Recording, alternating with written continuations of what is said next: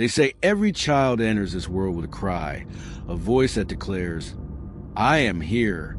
But in the village of Nyalo, cradled between the arms of two ancient rivers and guarded by forests older than memory, there was once a child who entered with no sound at all. No cry, no wail, only silence. The midwife, her hands trembling, lifted the boy into the smoky light of the hut. His body was warm, his chest rose and fell with steady breath, but his face was smooth as polished clay. No eyes, no nose, no mouth, just skin stretched where features should have been. A gasp rippled through the women gathered. One dropped her calabash, another clutched her chest. The silence inside the hut pressed heavy, broken only when Alma, the mother, reached weakly for her child. Her voice cracked as she whispered, "Oba, his name is Oba." The villagers whispered too, whispers that spread like brush fire. Some said the child was cursed, born without a face because the ancestors had turned theirs away from him. Others muttered that a spirit had stolen his features before birth. A few, kinder but fearful, said perhaps the boy's face was hidden, waiting to reveal itself in time. But as Oba grew, no face appeared. He ate when Alma pressed food to skin where a mouth should be. He heard her lullabies though no ears adorned his head. And though his eyes were absent, Alma swore he turned toward her, as if he saw her soul. Alma's love was fierce. Where others recoiled, she drew him close. She told him stories by firelight, traced gentle circles on the blank canvas of his face, and sang him into sleep when the village children mocked him with cruel chants. But love, no matter how deep, could not stop fear. The elders gathered beneath the sacred baobab, their voices low. Yea, the eldest of them raised her staff. A child without a face cannot belong to the living. He carries silence where there should be voice. He carries shadow where there should be sight. If we allow him to stay, the balance between our world and the other will shatter. Some agreed, quickly, too quickly. Their eyes darted with fear. But a few mothers wept and begged.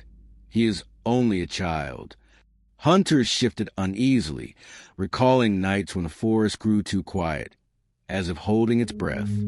Children had fallen sick. Animals fled without reason. And always, always, when the wind died, faint echoes followed, like whispers without mouths. Alma stood before them, her baby in her arms, her back unbending. "He is mine," she cried. "He is flesh, blood, a child of Nyalo. Would you condemn a baby for the shape of his face?" But fear is heavier than compassion. Fear bends stronger spines than love can straighten. The decision was made. At dusk, they led Alma and Oba to the edge of the forest. Torches flared. Drums beat, slow and sorrowful. The villagers chanted prayers not a blessing, but protection for themselves, not the child. Alma begged.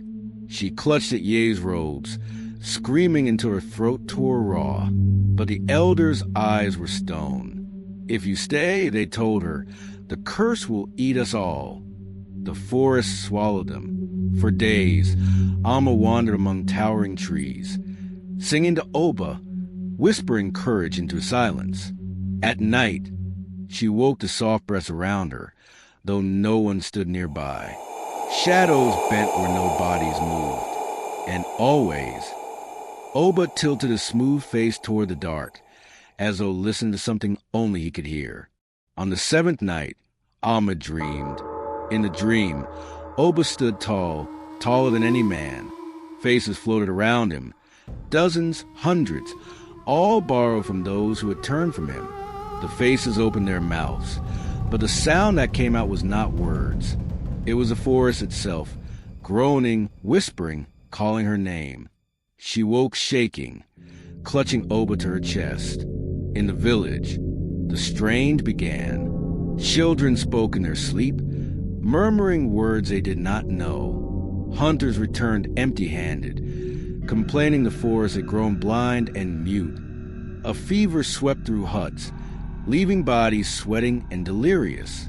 And at night, when the fires dimmed, faint shapes stood at the edges of the village. Shapes with no faces, watching. Some villagers whispered regret. Some said Amma should be brought back. But others spat. The mother chose to love a curse. Let her carry it alone. Yet fear does not stay contained. It seeps, it spreads. And the forest of Nyalo does not keep secrets forever. Seasons passed. The villagers tried to forget. They tilled their fields, sang their harvest songs, and told their children not to wander near the forest where Amma and Oba had vanished. But forgetting is never complete. In every silence, in every lull of the wind, they felt it, the weight of the child they had cast out. One night, as the moon hung red over Nyalo, a child went missing. Her mother found only small footprints leading toward the forest, ending at the roots of a tree that seemed to pulse like living flesh. The elders prayed, the hunters searched, but the girl was gone. And then, days later, she returned. At first the village rejoiced, until they saw her face. Her features were blurred, as if half erased, her mouth opening and closing with no sound. She looked at her mother with hollow eyes that held no light. And when night fell, the girl sat alone, tracing circles in the dirt with her finger, whispering words no one could hear. Fear gripped Nyalo. Whispers turned to accusations. This is the boy's doing. The Faceless one has returned. The villagers gathered at the baobab again, desperate for guidance. Ye's voice cracked as she spoke. What is cast out always seeks a way back. We must end this curse before it ends us. So they prepared. Warriors painted their bodies, smeared ash upon their foreheads, and carried torches into the forest. Amma, older now, thinner, her eyes hollow from years of wandering, appeared from the trees. She clutched Oba, no longer a child, but a boy grown tall, his faceless head tilting curiously at the flames. Amma's voice broke through the night. He has harmed no one. You abandoned us, but he still lives, still breathes, still longs to belong. Do not take him from me again. But Oba's body shivered, and the air around him rippled. From the trees came figures, men, women, children, faceless, all drifting forward, their movements like smoke. They circled the villagers, silent, their presence heavier than drums. The warriors faltered. One dropped his spear. The faceless figures turned, all at once, toward the torches, and with a breath that no mouth should have made, they blew. Flames sputtered, died, leaving only darkness. In that blackness came sound. Not whispers this time, but voices.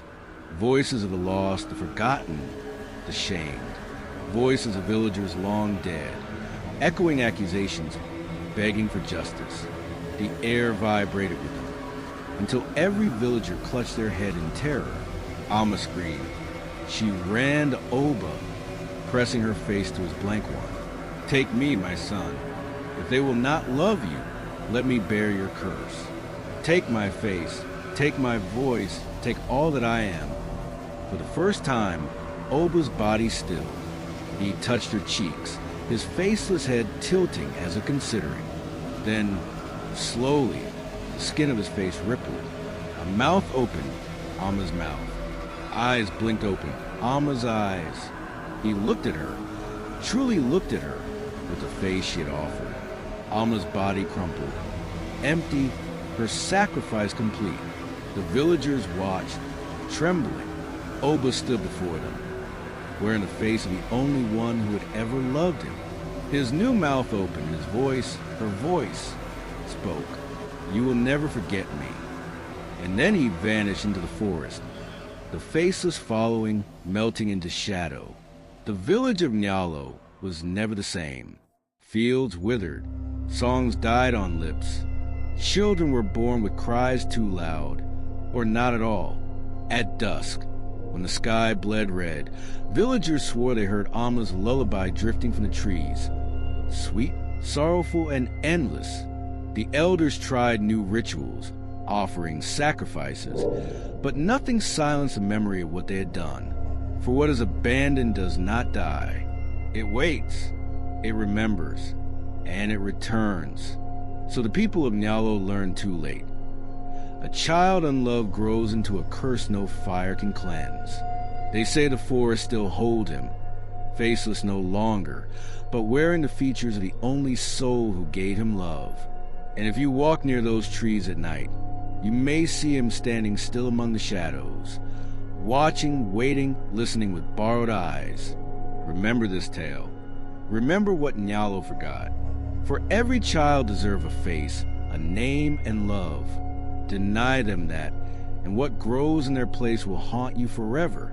And now, as the night deepens and silence settles, ask yourself, when the darkness presses close, when whispers stir behind you, whose face do you think you will see?